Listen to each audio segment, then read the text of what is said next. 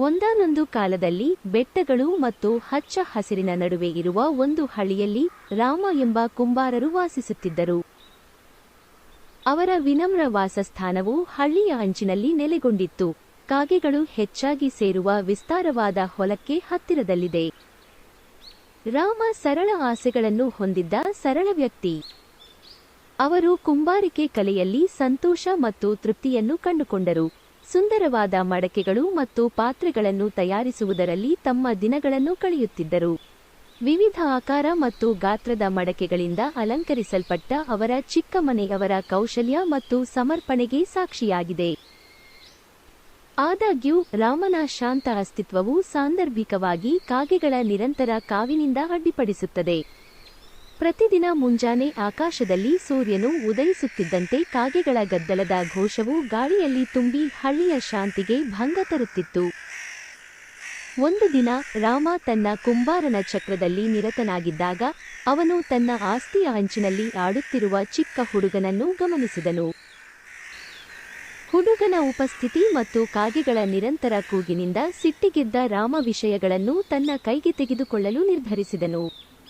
ಅವನ ಬಿಲ್ಲು ಮತ್ತು ಬಾಣವನ್ನು ಹಿಡಿದು ಹುಡುಗನನ್ನು ಓಡಿಸುವ ಉದ್ದೇಶದಿಂದ ಅವನು ಸಮೀಪಿಸಿದನು. ಆದರೆ ರಾಮನ ಮಾತು ಹೊರಡುವ ಮೊದಲೇ ಆ ಹುಡುಗ ಮೃದುವಾದ ನಗುವಿನೊಂದಿಗೆ ಅವನತ್ತ ತಿರುಗಿ ಮೃದುವಾದ ದನಿಯಲ್ಲಿ, ದಯವಿಟ್ಟು ಸಾರ್, ಕೋಪ ಮಾಡಿಕೊಳ್ಳಬೇಡಿ, ನನ್ನ ಪ್ರಕಾರ ಯಾವುದೇ ಹಾನಿಯಿಲ್ಲ ಎಂದು ಹೇಳಿದನು.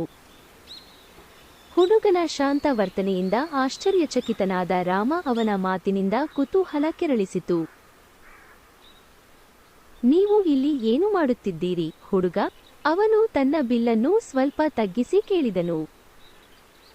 ಕಾಗೆಗಳನ್ನು ವೀಕ್ಷಿಸಲು ಮತ್ತು ಅವುಗಳ ಸೌಂದರ್ಯವನ್ನು ಮೆಚ್ಚಿಸಲು ಆಗಾಗ್ಗೆ ಮೈದಾನಕ್ಕೆ ಬರುತ್ತಿದ್ದೆ ಎಂದು ಬಾಲಕ ವಿವರಿಸಿದ್ದಾನೆ.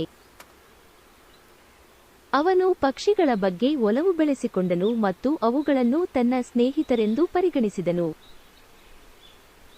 ಅವರು ಕೆಲವೊಮ್ಮೆ ಗದ್ದಲ ಮಾಡಬಹುದೆಂದು ನಾನು ಅರ್ಥಮಾಡಿಕೊಂಡಿದ್ದೇನೆ, ಆದರೆ ಅವರು ಪ್ರಕೃತಿಯ ಜೀವಿಗಳು ಮತ್ತು ನಾವು ಅವರೊಂದಿಗೆ ಸಾಮರಸ್ಯದಿಂದ ಬದುಕಲು ಕಲಿಯಬೇಕು ಎಂದು ಹುಡುಗ ಹೇಳಿದರು. ರಾಮ ಹುಡುಗನ ಮಾತುಗಳನ್ನು ಗಮನವಿಟ್ಟು ಆಲಿಸಿದನು. ಅವನ ಮೇಲೆ ಸಹಾನುಭೂತಿ ಮತ್ತು ತಿಳುವಳಿಕೆಯನ್ನು ತೊಳೆದನು. ಬಹುಶಃ ಆ ಹುಡುಗ ಹೇಳಿದ್ದರಲ್ಲಿ ಬುದ್ಧಿವಂತಿಕೆ ಇದ್ದಿರಬಹುದು ಎಂದು ಮನದಲ್ಲೇ ಅಂದುಕೊಂಡ. ಹುಡುಗನ ದಯೆಯಿಂದ ಪ್ರೇರೇಪಿಸಲ್ಪಟ್ಟ ರಾಮ ಆಕ್ರಮಣಶೀಲತೆಯ ಅಗತ್ಯವಿಲ್ಲ ಎಂದು ಅರಿತು ತನ್ನ ಬಿಲ್ಲು ಮತ್ತು ಬಾಣವನ್ನು ಕೆಳಗೆ ಹಾಕಲು ನಿರ್ಧರಿಸಿದನು. ನೀವು ಹೇಳಿದ್ದು ಸರಿ, ನನ್ನ ಹುಡುಗ, ಅವರು ನಗುತ್ತಾ ಹೇಳಿದರು. ನಾವು ದೊಡ್ಡ ಮತ್ತು ಸಣ್ಣ ಎಲ್ಲ ಜೀವಿಗಳೊಂದಿಗೆ ಶಾಂತಿಯುತವಾಗಿ ಸಹಬಾಳ್ವೆ ನಡೆಸಲು ಕಲಿಯಬೇಕು.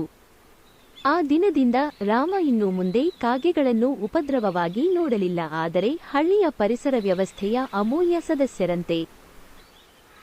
ಅವನು ತನ್ನ ಮಡಕೆಗಳು ಮತ್ತು ಪಾತ್ರೆಗಳನ್ನು ರಚಿಸುವುದನ್ನು ಮುಂದುವರೆಸಿದನು, ಆದರೆ ಈಗ ಅವನ ಸುತ್ತಲಿನ ನೈಸರ್ಗಿಕ ಪ್ರಪಂಚದ ಬಗ್ಗೆ ಹೊಸ ಮೆಚ್ಚುಗೆಯೊಂದಿಗೆ. ಆದ್ದರಿಂದ ಕುಂಬಾರ ಮತ್ತು ಕಾಗೆಗಳ ನಡುವಿನ ಅಸಂಭವ ಸ್ನೇಹವು ಅರಳಿತು. ಕಬಾಡಿಗೆ ಸಹಾನುಭೂತಿ, ಸಹನೆ ಮತ್ತು ಪ್ರಕೃತಿಯೊಂದಿಗೆ ಸಾಮರಸ್ಯದಿಂದ ಬದುಕುವ ಸೌಂದರ್ಯದ ಬಗ್ಗೆ ಪ್ರಮುಖ ಪಾಠವನ್ನು ಕಲಿಸುತ್ತದೆ.